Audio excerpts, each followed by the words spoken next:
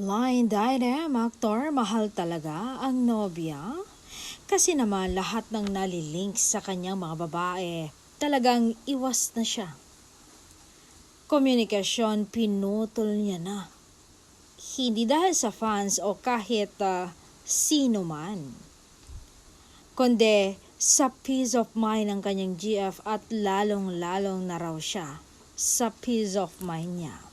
Upang matapos na raw ang mga issue, hindi niya na sana papansinin ang mga ito pero mas maganda nang ayusin na ang problema. Sabi nga nila, kung magiging mitya naman ng problema, iwasan mo na.